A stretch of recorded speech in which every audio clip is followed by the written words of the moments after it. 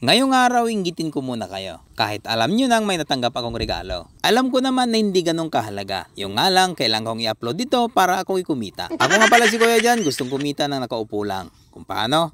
Tara, samahan mo ko. Kumakain nga ako at may biglang tumawag sa akin. Maya-maya pa at may bigla nang dumating. Hi sir! Ano po yan sir? Sir Alice po. Ma'am Alice.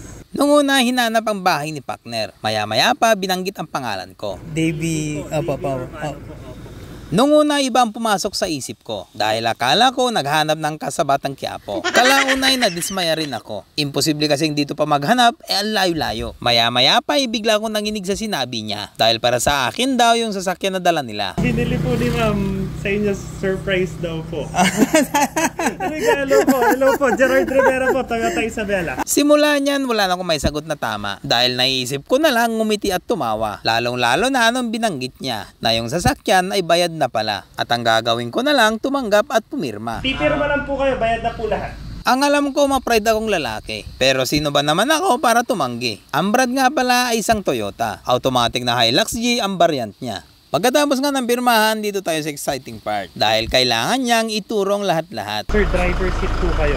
Opo. Then dito ako sa passenger. Sa oras na to, kabadong-kabado ako. Pati nga yung pirma ko, walang magkakapareho. Pagpasok ko nga, hindi ko nga masundan. Dahil first time talaga akong makasakay sa ganitong sasakyan. Ready na tayo. Then tapak na tayo sa preno, then start.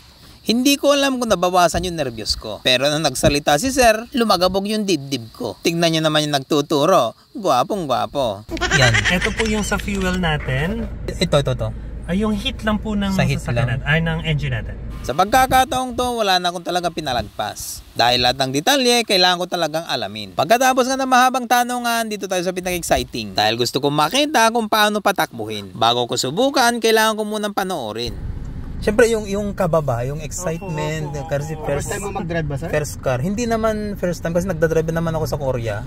Sinabi ko sa kanila na talagang first time ko magkaroon ng sasakyan. Kaya tinuro lahat ni Kuya lahat ng mga kailangan. Pagdating namin sa highway, eksaktong dumaan ng Florida. Kaya dali-daling pinara na nila. At pagbaba nila, sabi nilang, sir, bahala ka na. Subukan natin. Sa totoo lang, first time ko mag-drive dito sa Pilipinas. First time ko talaga magkasasakyan. Ito yung pinakaunang sasakyan namin ni partner. So, subukan natin kung kaya natin mag-drive. So, actually, sa oras na yan, nanginginig talaga ako. Di ko nga namamalayan, napapa-English na pala ako. So, wala akong idea sa sakyan. So, subukan natin.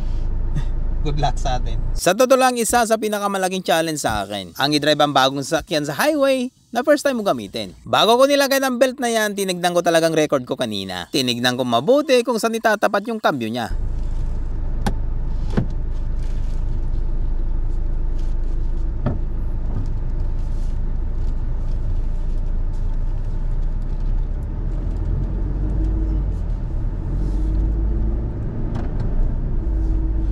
Hey!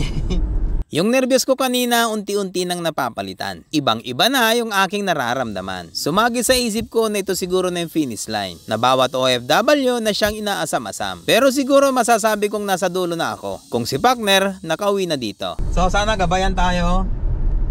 Maraming salamat nga pala sa taas unang-una, syempre. Hindi natin makamit mga to kung wala yung gabay niya. So nangyari man yung mga bagay-bagay na hindi natin inasahan. Pero binibless pa rin tayo, di ba?